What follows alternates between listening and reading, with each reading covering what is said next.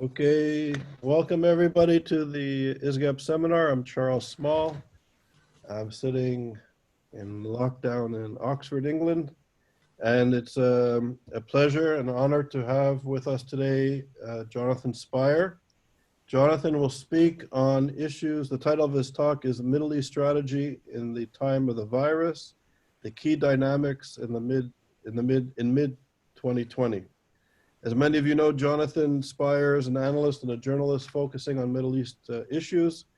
He's the executive director of the Middle East Center for Reporting and Analysis, or MECRA, a research associate at the Jerusalem Center for Security and Strategic Studies, a relatively new and important research center. And he's also a fellow at the Middle East Forum. His latest book is entitled Days of the Fall, A Reporter's Journey in Syria and Iraq Wars. It was just published in 2018 by Routledge, and it deals with his extensive and brave and important reporting in recent years from Iraq and from Syria. And Jonathan was really going to places and doing things that very few journalists were doing from anywhere in the world, let alone from Israel. So his work is really important. So it's really a pleasure to have Jonathan with us today.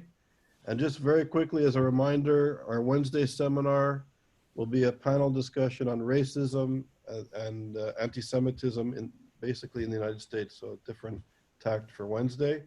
But having Jonathan with us today and his expertise on the Middle East is really important given the coronavirus and the economic crisis.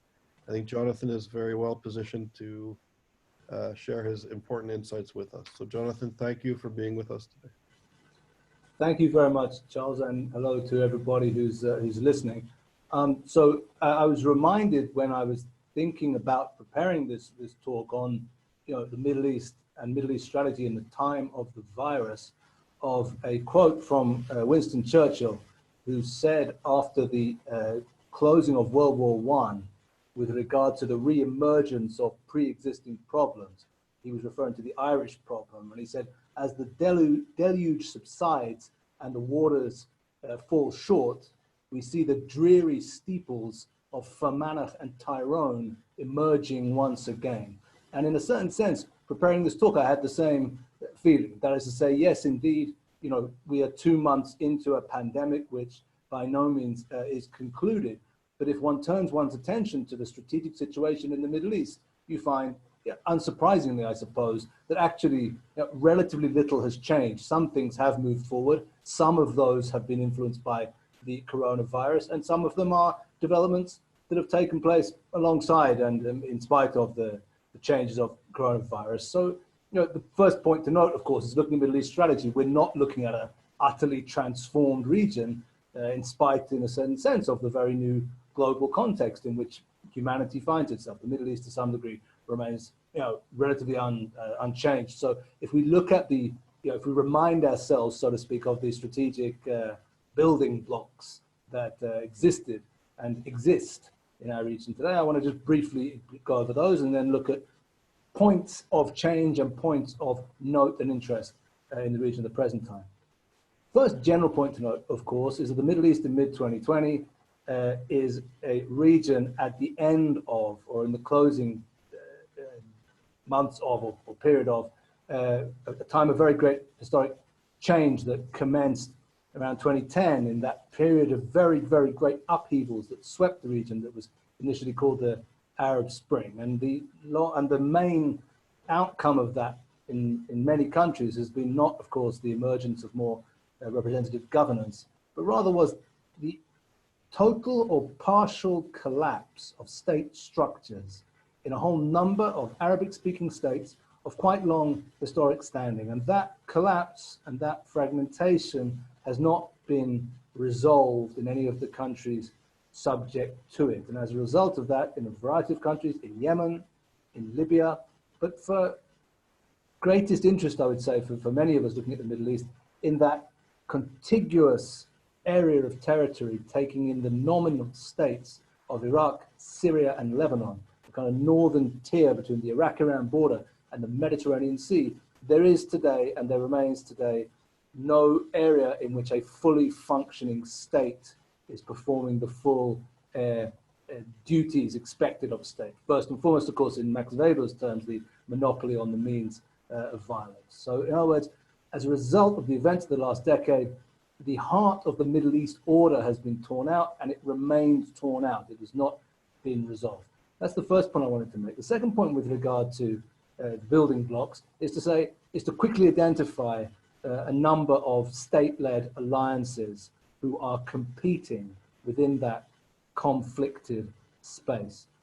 First of all, to note the Iran-led alliance, consisting, of course, of Iran itself, of the Assad regime in Syria, the Lebanese, the Hezbollah dominated government today of Lebanon, the Shia militia, or Hashd al-Shabi militias in Iraq, the Houthi movement in Yemen, and Islamic Jihad among the Palestinians. That's one very coherent and cohesive, I would say, alliance active in the region. Secondly, a much broader and more amorphous set of countries, those countries broadly associated with the West, the United States, who work together sometimes less so. We would include in this quite broad list, I would say, Israel, Kingdom of Saudi Arabia, the Kingdom of Jordan, the United Arab Emirates, Bahrain, Egypt, maybe also the Palestinian Authority of Mahmoud Abbas, maybe also the Kurdish regional government in northern Iraq, a much more amorphous entity.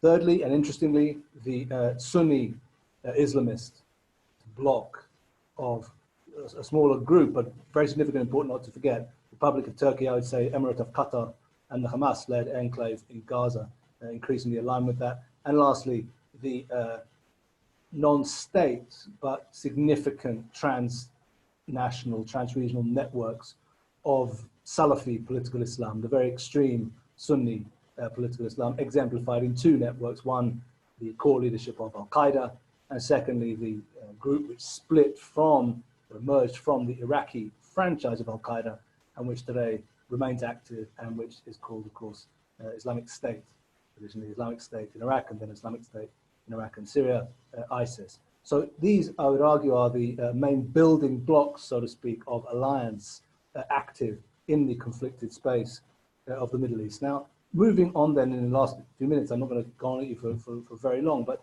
moving on then just to ask ourselves, what has changed since in recent months? Where are the main flashpoints? What's happening maybe as a result of coronavirus or alongside or even in spite of it with regard to this picture? Let me then make just a number of points in this regard. Firstly, countries have been hit in our region as elsewhere to very varying degrees by the coronavirus. Some countries have remained relatively free from it. Others have been hit very badly, and others are somewhere along that spectrum. And in many cases in some cases in our region, it's not necessarily because countries organized very, very well. Sometimes it's because a country is simply extremely isolated and its people do not travel, and therefore the virus has not found a way in. But we can identify immediately a number of countries which have been hit badly by it. And I would say without doubt, the country that's been hit worst by it, virus so far is Islamic Republic of Iran, which admits to 6,800 deaths and around, I think it's 110,000 cases, but probably the number is much higher than that. Iran has been hit extremely hard by this, and it's not that hard to see why. It's because Iran is among that group of global players who took a very, very long time to react to the virus, for a long period of time tried to ignore it, and indeed specifically allowed flights coming in from China to continue all the way through to towards the end of February. And some flights, I'm told, are even still coming in to one airport in the country. So Iran has been hit very hard. Now, what impact has that had? Well, what it does do is it puts the Iran-led alliance to some degree on the defensive right now, not just because of coronavirus, but because of a number of factors alongside that. Coronavirus plus low oil prices, plus US sanctions, plus the killing, of course, just prior to the emergence of the coronavirus to full strength, of two key pro-Iran operatives, Qasem Soleimani, former commander of the Quds Force of the Islamic Revolutionary Guards Corps, and Abu Mahdi al-Mohandes, a key paramilitary operative in the Iraqi context. Put all that together, and you have the Iranians on the defensive. As a result of that, what we're seeing is an uptick in attempts by the enemies of the Iranians to hit them very hard. And Israel, as people are probably aware, has been carrying out an uptick in its airstrikes, ongoing campaign of airstrikes on Iranian targets in Syria. Because I'm not going to give you huge detail, I'm going to stop in a moment just to say the following. Many people are probably aware that outgoing Defense Minister Naftali Bennett a few days ago spoke about an expectation that the Iranians were leaving Syria and the expectation that within a year they would quit Syria. I absolutely don't accept that. For anybody who's read my work, I wrote an article in Jerusalem Post last Friday taking issue quite strongly with that, and I'm happy to go into further detail if people would like me to. So one thing with regard to uptick, Iran on the defensive, and countries taking advantage of that. Second point of just 3 points I want to make in terms of current developments.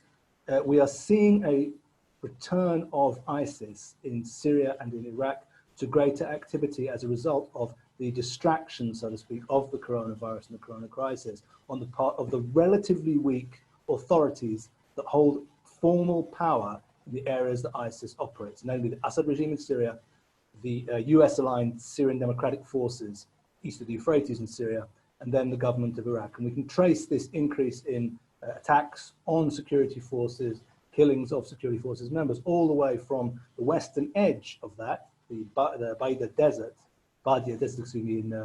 in western Syria, all the way across to Deir ez-Zor province and then through to western Anbar in Iraq, and indeed beyond it. So re-emergence of ISIS, a second point I would say to bear in mind.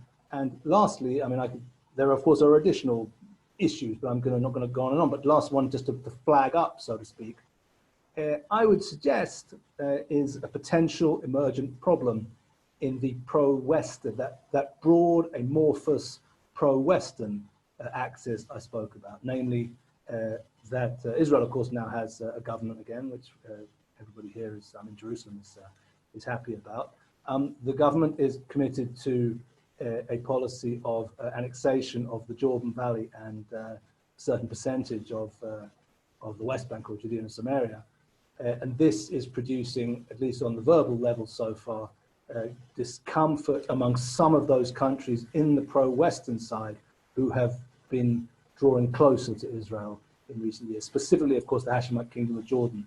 But we should be watching carefully also statements coming out of the Gulf as well, the United Arab Emirates and maybe also Saudi Arabia, in terms of what may happen if that annexation goes ahead. And that's alongside a notable uptick also in violence in the West Bank over the last 2 or 3 weeks. Specifically, people are probably aware of the killing, tragically, of an Israeli soldier, Golani Brigade soldier in Yabed village near Jenin, in the northern West Bank just last week. But a number of other additional security incidents in the West Bank. We're, of course, in the midst of Ramadan now. It's a time when there is usually an uptick in security-related events, and the coronavirus, has not prevented that pattern from applying in this context too. So I think that's about 15 minutes that I've been speaking. Now, of course, I could talk about much more details. My job, as Charles pointed out, is watching this stuff every day from as close up as my colleagues can. So I'm happy to focus either on the areas I already mentioned or on the broader strategic picture that I try to outline in very strokes at the beginning, or indeed on other areas, of those countries I mentioned, other parts of the Middle East that people would like to. And I'm very happy to try to make myself as useful as I can, so to speak, in the 40 or so minutes now ahead of questions and answers. So thanks. Okay, thank you very much, Jonathan. Thanks for your overview and your insights. I can listen for much longer. I'm glad we have 40 more minutes to pick your brains. So for those listening, please send me some questions and I'll be happy to convey them to Jonathan. So I think to start, you sort of paint a broad brush of the current situation. How would you see the impact of the coronavirus and the kind of the economic shutdown of the global economy We see the beginning of rumblings perhaps in Lebanon, where people are protesting austerity. Do you think that the stability of the Middle East, given the fragility of the societies and the regimes, that this could sort of push entities or governments or regimes over, that the economic crisis will have a profound impact on their capacity to maintain control of the state? Will there be more failed states? How do you see this unfolding? Interesting question. So first of all, with regard to Lebanon, it's interesting to note that the relative success of the Lebanese government in containing coronavirus had the unfortunate effect for that government that as a result of their relative success, protests could recommence. Protests which began in November, which had reached a pretty, a great height by the first months of 2020 on the basis of very profound economic dissatisfaction. Lebanon is a failed state already economically. It has a national debt which 50% of GDP per year is spent on trying to service. They were just defaulting for the first time on a Euro bond in March. So, it's a state in dreadful straits. As a result of the relative success of containing cases of coronavirus, the protests have now broken out again. And indeed, they are now taking on a more violent, notably more violent tone than they had before, partly because people are so annoyed at the new government, the new government's kind of discriminatory practices. In the course of the coronavirus, people were very, very worried about their livelihood. The banks were preventing people from drawing out currency, from drawing out dollars to try to prevent the Lebanese currency from collapsing. So coronavirus also kind of produced new issues, raising up public anger. Regarding border point, I would say that it's interesting to note the economic difficulties affect members of all the alliances that I mentioned at the beginning. Notably Iran, of course, is very badly affected, but Saudi Arabia also is very, very, very badly affected also by the issue of very low, of the collapse in oil prices and so on. So I would say the economic difficulties are to some degree spread across the board. I would also say that revolutions and uprisings don't happen while pandemics are happening, because pandemics have the quality of allowing states to adopt extremely repressive policies, and that includes Israel and the United States and the UK, in that list, and at the same time do so in a way that people will generally accept. People will say, something, I don't want me and my family to be ill, I'll accept. So for as long as the pandemic is going on, I don't think we'll see an enormous political effect, knock-on effect from it. Once the pandemic has subsided, and then we'll face, unfortunately, the economic tsunami in its full force, then I think, yes, then I think it'll be very interesting to see how that plays into what I suspect will be pre-existing patterns of protest, as we're seeing in Lebanon, which may well return with full and greater force in the months ahead as the first wave, at least, of the pandemic begins to subside. Interesting. I agree, and I think also in the global, pertaining to global issues of anti-Semitism, I also think once the lockdown part of the pandemic ends, then we're going to start, I think, seeing things on the street in society change a bit. There'll be the anti-Semitic reaction, I think, will be coming soon. Definitely. We've seen here, as I know you guys are watching this closer than I, but we've certainly seen here many examples of attempts to blame the Jews and blame Israel, unfortunately, for the pandemic. And quite sadly, and I shouldn't be surprised by this, of course, but quite sadly, even among forces with whom Israel is working and cooperating to combat the coronavirus, namely the Palestinian Authority in Ramallah, and even also the Hamas Authority in Gaza, maybe predictably but disappointingly, from those same sources, we see then attempts to claim that Israel is actually deliberately trying to proliferate the virus in Palestinian areas and so on. Yeah, remarkable. So we have a question from Sam Edelman, an old friend and colleague. Nice to hear your question, Sam. And Jonathan, he asks you, will Russia force Iran out of Syria and reduce its support of Assad? There seems to be an increase in criticism in Russian media of both Assad and Iran. Will that gain traction? Yeah, so there's something going on. I mean, there has been this criticism indeed coming from very specific parts of the Russian media interestingly, specifically the first criticism appealed, the first really trenchant criticism appeared in media in Russia associated with Yevgeny Prigozhin, who is the so-called Putin chef. But what he really is he's head of the Wagner private military contractor group, who were hoping very much and are hoping very much to make economic gains as a result of their own extensive deployments in Syria over the last 4 years, or now 5 years, since late 2015.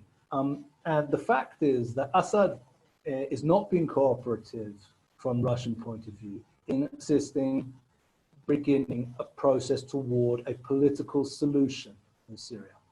And what Putin and the Russians are finding out is that as long as there is no move towards a political solution, and Assad insists on remaining exactly in place, and his only strategy is reconquering the entire country and turning the clock back to early 2011, for as long as that remains the case, there will be no Western money, no American and no EU money for reconstruction in Syria, which means there isn't going to be the economic bonanza that people like Prigozhin and indeed the Russian government as a whole wish to see. So this, I think, lies behind the interesting criticism which has been notable in Russian media recently. There is, of course, also the very interesting and significant split among the regime elite between Rami Makhluf, the head of Syria, the wealthiest man in Syria, as he's been known, and it appears Bashar Assad himself, or it is also his wife, Asma Assad, according to the rumors, is coming against him. And Rami Makhluf has gone public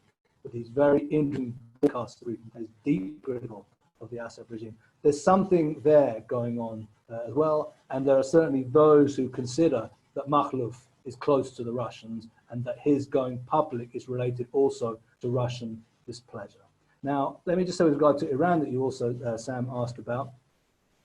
I'm skeptical of this notion that as a result of that Russian discontent, which I think does exist, Russia is now moving towards a phase where it's saying, you know something, time to make order here, time to get back to normal. Let's get the crazy Iranians with their, Shia Islamist ambitions out of here. Let's knock Assad and Makhluf's head together and get them back to normal. It's not as clear or as simple as that. The Russians just don't have the power, first of all, to issue an order, and the Iranians will leave. Putin said recently that, it was 25 Russian planes that saved the Assad regime. That's right. But it's never been much more than 25 Russian planes operative in Syria. It's been engaged with a very light footprint. The mass power on the ground came from the Iranians and still does. So the Russians can't just tell them to leave. And I noticed yesterday in regional media a report which said that flights are coming in from Iran now to the Russian air base in Latakia. That's to say, instead of landing in Damascus, Iranian flights are now landing at the Russian airbase. Why are they doing so? It's fairly obvious. They're doing so to avoid the hostile attentions of the Israeli Air Force. Now, it doesn't look to me like Russia, which is about to be trying to kick Iran out of Syria. On the contrary, I think that Russia and Iran remain partners in Syria for the present time and will continue to do so. But I do think there are the discontent from Russia with regard to Assad, the desire for a move towards a political process in Syria, and indeed the broader Russian interest in Syria, because we want just backing Assad in his war, because the Russians are trying to get close to Turkey also. Russia has decent relations with Israel also. Russia has relations with the Kurds also. So Russia is trying to kind of balance everybody, and there are significant differences as a result, which we're now coming across publicly between the Russian position and the position of the Assad regime. And Jonathan, is the Russian-Iranian relations strong and stable, improving? It's complex. Russia and Iran are partners in Syria. It's important to remember this. They are partners in the sense that the Assad regime has survived, and the Assad regime could not have survived without the joint involvement of the Iranian effort and the Russian effort. So they're partners in that sense, but they're a little bit, they're more like partners the way that the Soviet Union and the United States were partners in World War II than they're partners in a broader sense. That's to say, yes, just like the Soviets and the Americans were committed to the destruction of the Hitler regime in Germany in the early 1940s, early mid-20s. So Iran and Russia were absolutely committed to the war aim of the survival of the Assad regime, and together they've brought it about. But now that survival is assured, and it is assured, even though Assad still only rules over around 7% Syria, but his survival is now assured. There's no real enemy raised against him. Since that survival is now assured, so the very real differences between Iran and Russia in Syria are coming to the fore. Now, I would say these differences are important to note because it's not just economic differences. There are economic differences. As to say, there are assets available in Syria, and it's just that Russia wants them and Iran wants them too. They both want to help to rebuild the electricity grid in Syria. They both want contracts on potash mining. They both want to get their hands on the oil. So there's simple stuff like that, which is straightforward and understandable. But there's also more interesting and complex elements. I'd say that the Iranian and Russian project in Syria are not only different, but in a way may well be directly contradictory. The Russians like strong states. They like strong state regimes they can partner with. They don't know, of course, if they're democratic or not, but they do care if they can rule or not. And if they can't, if they have difficulties in ruling, the Russians will help to rule. The Russians will help to create institutions that will make the regimes they are aligned with stronger. They'll see them as their interest and the interest of their allies. What the Iranians do is very different. The Iranians like weak partners. They want the partner to be weak, and then if the partner gets into trouble, the Iranians themselves will come in and create independent or parallel structures that the Iranians will control, which will help the partner in question. Now, though that's a broad brush description, but I think an accurate one. Now, if you think of those two projects being imposed at the same time in a country, you're going to have very real contradictions between the two. And that's what we're seeing. The Iranians have this extensive militia structure on the ground in Syria. The Revolutionary Guards Corps has created its own new Syrian militias under its control, the Syrian Hezbollahs, as many analysts call them. And at the same time, the Russians are trying to rebuild a centralized Assad state so that it can become a normal player on the international stage and start to attract large amounts of international funding. These are two very, very different projects. The one effectively contradicts the other. I don't think the one gets to cancel out the other from either side because neither side is strong enough to force the other one out. But there are very real differences to a very deep and profound level, I would say, between these two key players in Syria. And very quickly, how do you see the American role in all of this, Elise?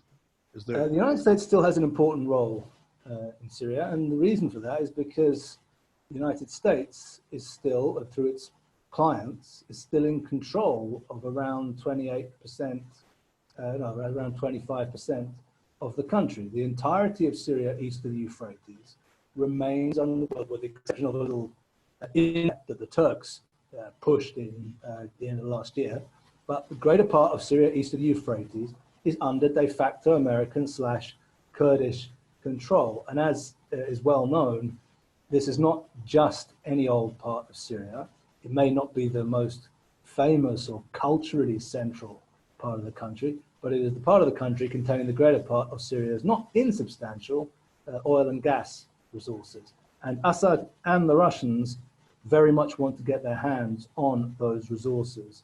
And they, in February 2018, the Russians tried to do so militarily. And it's interesting to note that the largest number of Russian personnel at any time since the 1920s were killed at that point by US air power, by United States Marine Corps air power, if I'm not mistaken. It's an interesting thing to note. Officially, these were operatives of the Wagner Corporation that I mentioned a moment ago, but de facto, these guys were working for Putin. So America does still have a significant foothold in Syria, and it'll be there for as long as President Trump wants to keep it there. Now, already twice, on two occasions, the last time being last October, of course, the president has announced that America is leaving Syria, causing a great deal of flurry of panic and concern among its allies and a great deal of licking of the lips, so to speak, among its enemies. But as it turns out, on both those occasions, the president announced it, apparently without consulting with his national security staff prior to announcing it, apparently on both occasions after phone conversations, notably with Turkish President Recep Tayyip Erdogan. But then what happened after the announcement was that the implementation was kind of walked back, with the result that in the end, maybe fewer Americans were there, but the entity that America was working with and is working with remained viable and remains viable, being the Syrian Democratic Forces. If people remember, on occasion in October, what happened was the president said, well, yeah, we eventually said, well, we are leaving, we finished up ISIS, we've beaten ISIS, but now we have to defend the oil fields. I think the president, I like the oil, something like that. So that now the reason supposedly they're staying is for oil. But the point is, and let me just conclude by saying this, I mean, from an Israeli point of view, and I'd say from a US point of view as well, Western point of view as well, that American foothold in eastern Syria is very significant, because what it does is it acts as a kind of block, a kind of block or barrier to the Iranian project of having a contiguous line of control all the way between the Iraq-Iran border and the Mediterranean Sea, going through Iraq, Syria, and Lebanon. Because by controlling effectively all of eastern Syria, the Americans and their allies effectively stop the Iranians from being able to use that territory, and that's very significant. And I think that that's why many voices, national security voices, both in the US and beyond it, that would like to see that relatively light footprint, but strategically significant presence maintained for as long as it can be. That's to say, and I'm happy to add my own voice to that. You know, I need to be coy about this. That's to say, for as long as Syria is divided, and for as long as the other enclaves are, one controlled by Iran, Russia, and Assad, and the other one controlled by Turkey and the Muslim Brotherhood, it's not a bad thing to have part of that country also effectively under the control of the United States and its allies. And I think that's good for American allies in the region, and I think good for the regional balance of power also. Okay, thank you, Jonathan. So to shift gears slightly, we have two questions. One from Alan Stein. He asks, King Abdullah has strongly been opposed recently to Israeli annexation and implied a significant negative consequences. How serious do you think that threat is? And Ansel Brown, in a similar question, asks, do you think that the lingering pandemic will alter the global calculation and response to any pending annexation by Israel of the Jordan Valley and settlement communities? Will this moment affect these sort of decisions that seem to have been decided in the past? Yeah, okay. With regard to the first question, it's important to understand that King Abdullah here is to some degree a prisoner of his own public opinion. Obviously, the king is not democratically elected, but at the same time, he also controls a somewhat fragile monarchy. He can't afford just to ignore voices on the ground. And I think there is a sense that, you know, public opinion in Jordan, let's say, is not sympathetic to Israel. I think I've spent extensive time in Jordan. I think many people who go to Jordan realize quite rapidly that, you know, once you get beyond the kind of real elites of the country around the monarchy, down to kind of middle class civil society, you encounter some of those kind of attitudes that unfortunately are familiar in much of the Arabic speaking world with regard to hostility to Israel and to the West and to the US and so on. That means that King Abdullah has to be careful. Now, the thing is that King Abdullah is dependent effectively on Israeli, I would say, security and certainly American security assistance for the stability of his regime. And I think the last thing which King Abdullah would want actually is for Israel to leave the West Bank and then for the area to fall into the control of Hamas or some other anti-Israeli, but also anti-Hashemite force. So it's not that King Abdullah is an enemy of Israel. King Abdullah actually is kind of, you know, a de facto partner of Israel. But because of the fragile nature of his monarchy and the opinions that prevail among his populace, he has to make the kind of statements that he makes. Now, I don't think that King Abdullah will move to nullify the peace treaty with Israel as a result, if Israel does go ahead with the annexation. I suspect that US pressure on him not to do that will be sufficient, because he's very much a dependent client. But at the same time, I do think that the concern among the Jordanian monarchy, that if annexation does go ahead, and the result of that is real unrest in the West Bank, then that could easily spill over into Jordan itself, although Jordanians would certainly feel the effects of that. So I do think there's an element of genuine concern with regard to the possible ramifications of a decision to move ahead on the annexation. And I would add that, you know, those concerns are not only felt in the Jordanian royal palace, and I would draw people's attention to an op-ed, an article written in Yediot and then translated in Ynet News, which appeared in Ynet News yesterday, by Major General Amos Gilad, who I think people probably know is maybe the leading, I'd say, national security intellectual, or leading is sounds like a value judgment, but I would say, you know, probably, we can say with confidence, the most influential national security mind on the shaping of Israeli national security policy over the last 2 decades, I would say, is probably Amos Gilad. And I say that, I can back that up, and I think people who know our national security debate would know what I'm talking about. You know, Gilad, in his op-ed, wrote cautioning against the implementation of annexation, and he said not because of the right or wrongs of it, but because he, in his contention at least, it would confer no practical strategic advantage for Israel, and might well come at a certain cost with regard to security cooperation, both with Jordan and with the issue of Jordanian national security, and of course with the Palestinian Authority itself. So, you know, there are concerns, Jordanians have concerns. Some of those concerns are mirrored in Israel also, among voices, you know, close to the national security establishment. I personally don't think, if it does go ahead, it may not go ahead, by the way, if it does go ahead, I don't think it'll lead to the nullification of the peace treaty of 1994. But I do think it could lead to quite serious instability as a result of that. And I want to say, just in addition to that, that you know, when we think about the broader nature of Israel's relations with the Sunni Arab powers also in the Gulf, we might want to think also about the possible implications that a rapid move forward in annexation would have with them too. With regard to the pandemic and so on, yeah, no, I don't think there's a direct correlation here once again.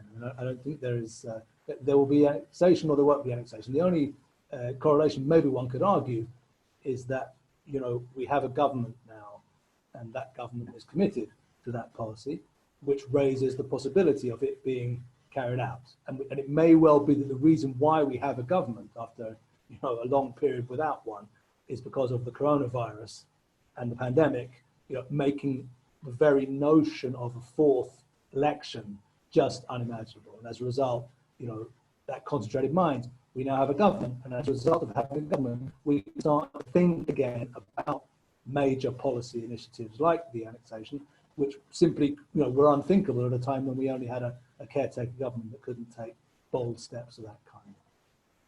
Okay, thank you, Jonathan. To shift gears a little bit, we have two questions, one from Eric Seidel and another from Jeffrey Bernard.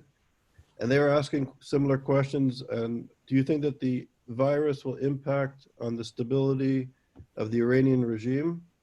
And is this a good opportunity for the American government to put more pressure on the Iranian regime? With regard to the stability of the regime, yes, I think it will. You know, it's been a pretty bad few months for the Iranian regime, as I mentioned in brief at the beginning. Remember that there was the killing, the loss, obviously, of Soleimani and Abu Mahdi al-Mohandes, but there was also then in the unrest or in the instability that followed that, there was the downing of the Ukrainian jet by the Iranians themselves in the subsequent period. The jet, which was carrying mainly Iranian citizens and people of Iranian descent, that made the Iranian public very, very angry indeed. There had been in any case widespread demonstrations in Iran from November onwards, which the regime had very brutally suppressed, with the loss of over 1,000 lives. We don't know exactly how many, but over 1,000 lives. So it hadn't been, you know, a good few months for the Iranian regime, suffering under sanctions, suffering from low oil prices, and so on. Then comes the coronavirus, and it just, in the eyes of much of the Iranian public and much of the global public observing this. It's just another item on the list of badly managed crises on the part of the Iranian authorities. Thousands of Iranians have died, but it's not just about the deaths. It's also about the handling of the crisis in a number of ways. Firstly, the crisis was exacerbated because pilgrims were flying in to Qom, to the holy city of Qom, from China. Iranian students who've been studying in China were flying back, and that was not interrupted. They just kept the flights coming in, and those were the people who on a daily basis were bringing the virus in to Iran. Then the regime tried to pretend it wasn't happening. It went ahead with local elections in late February, which once again helped the virus to spread. And then the Revolutionary Guards, on behalf of the regime, imposed a very draconian information campaign on the country, where literally IRGC people were going to hospitals and preventing doctors and medical staff from reporting what was happening and how many people were dying. So the regime has handled it very, very badly in everybody's opinion. And I think, yes, I think that it will go towards being, one more incremental block, so to speak, on the way of the discrediting of the Iranian regime in the eyes of its people. Again, as I said before, I don't think revolutions happen during pandemics. That's not what happens. But I do think that in the aftermath of this pandemic, return of instability to Iran is likely. It's not only possible, but is probable.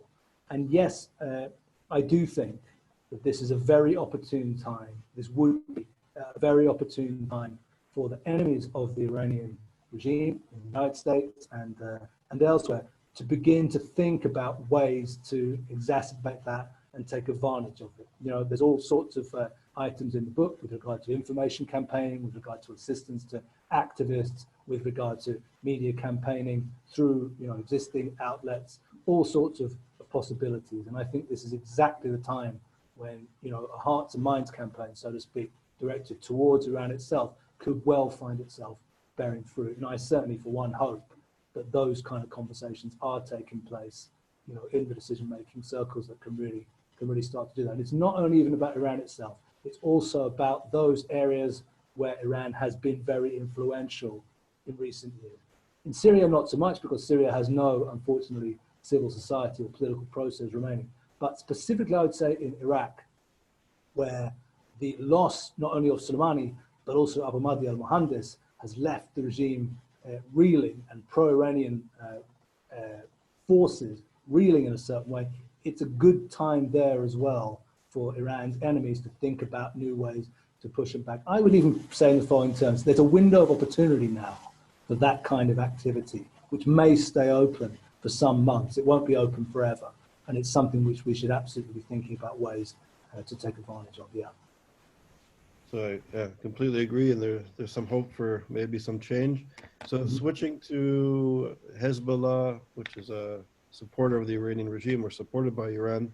So Germany finally outlawed the political wing of Hezbollah a couple of weeks ago, and now there seems to be more pressure on other European or EU countries like France that still allows this wing of the regime to operate and raise funds in Europe. Do you think the Europeans, given this current opportunity perhaps to put more pressure on the Iranian revolutionary regime, that Europeans will finally stand up and cut off funding and political aid that's being mustered within European borders? Well, what happened in Germany was overdue, but it was very welcome. And as you correctly say, I think everyone's thinking, France needs to be next, and efforts are being made in that regard.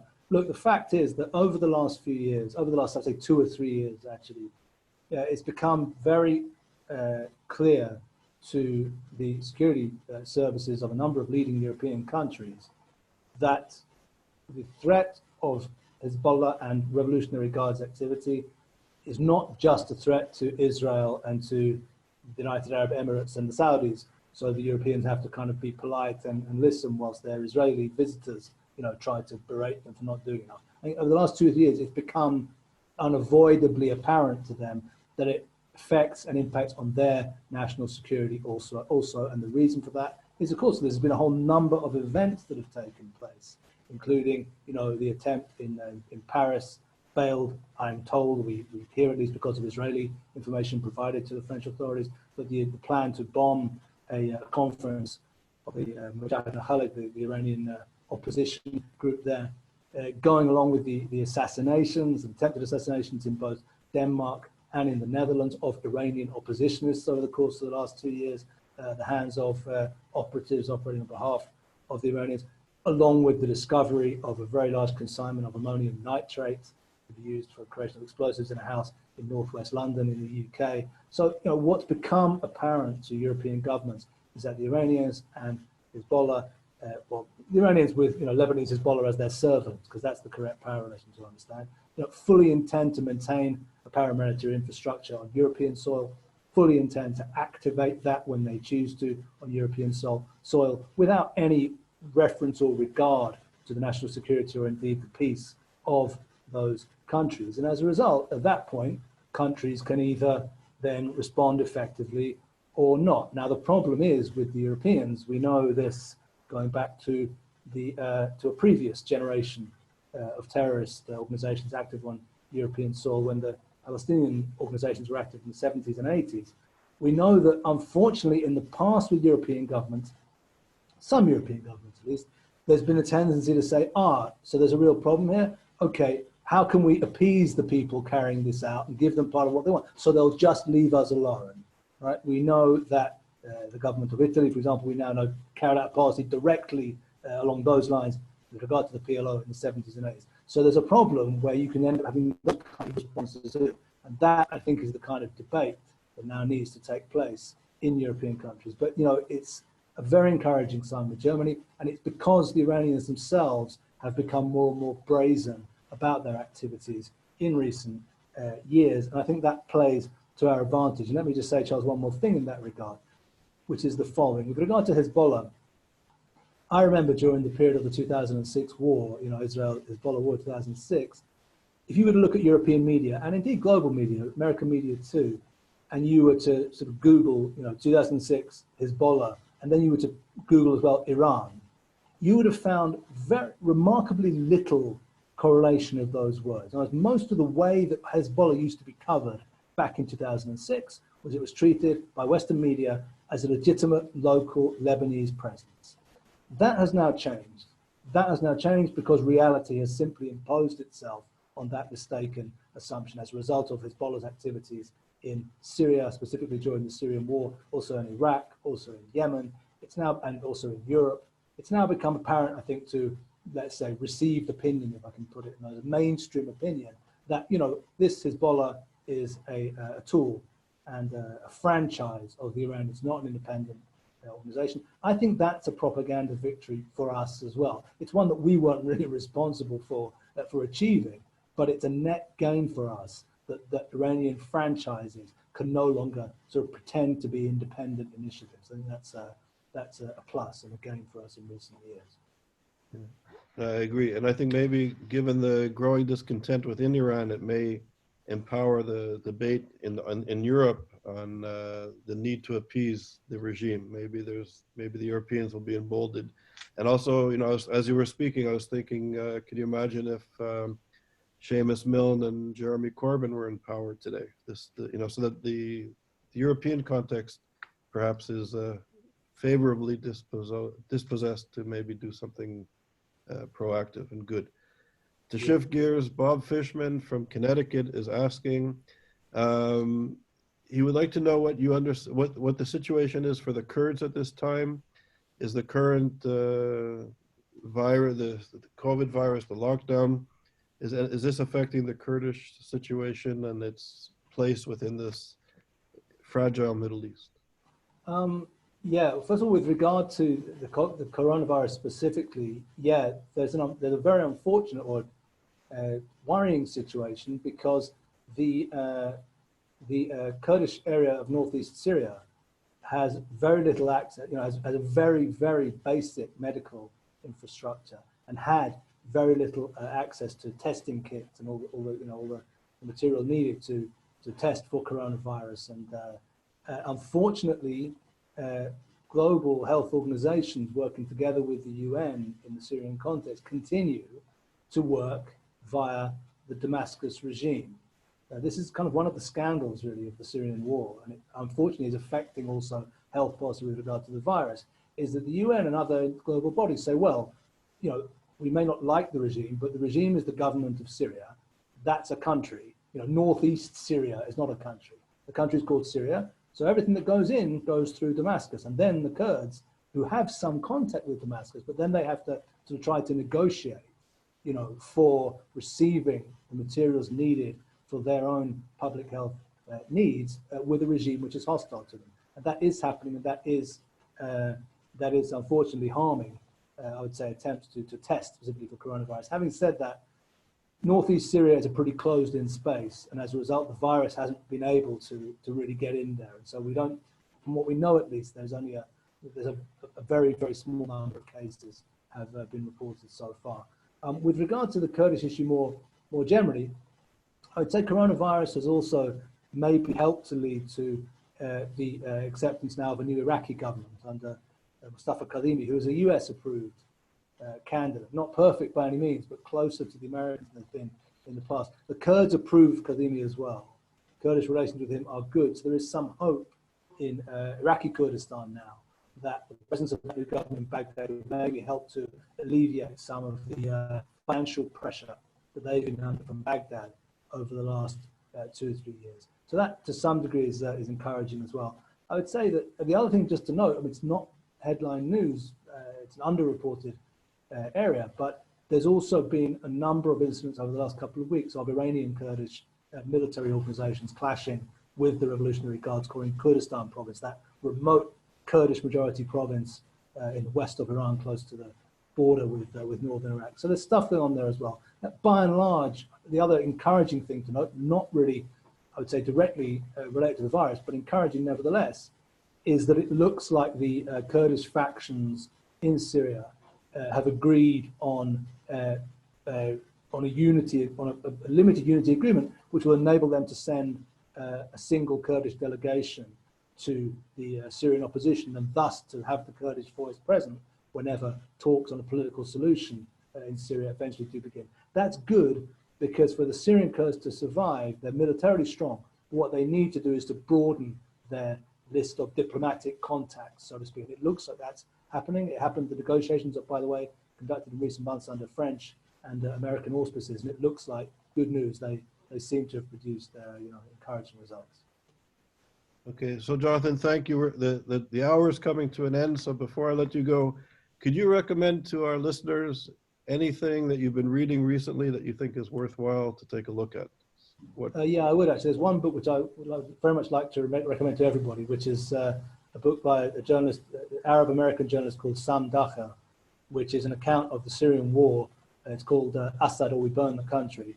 And it's, I would say, the first, or the best at least, the first really good and comprehensive account of the Syrian war from its inception to its concluding months. It's not completely over yet, but effectively the Syrian civil war is now over. And Sam Dacher has come up with a quite long, I think it's about 500 pages long, account, which includes interviews with senior people, defectors from the Assad regime, activists with the opposition, and a number of other players too. It's very readable. It's written by a journalist, but it's also rigorous and not not in any way superficial. So yeah, if people have time because of the lockdown and the rest of it, I'd very strongly recommend people to get hold of that stuff. They're interested.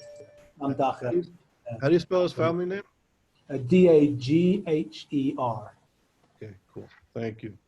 So Jonathan, thank you very much for your insights and wisdom, and you're doing really important work, and you're doing cutting edge work as always, and really thank you for sharing your knowledge with us. I appreciate the time and effort that you gave to us, and hope we'll continue to speak. And just for our listeners, on Wednesday at the same time, we're having a panel discussion on the increased issues of racism and anti-Semitism in the United States. The focus will be on the US.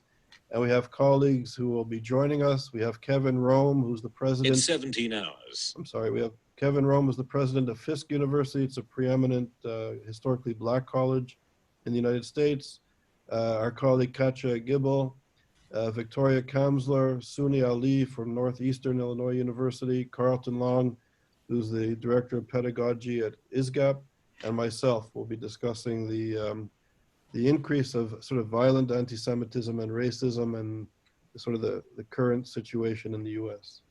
So everybody stay safe and stay well, and thank you for joining us. And Jonathan, thank you so much again. Thanks, Charles. Be well. You too.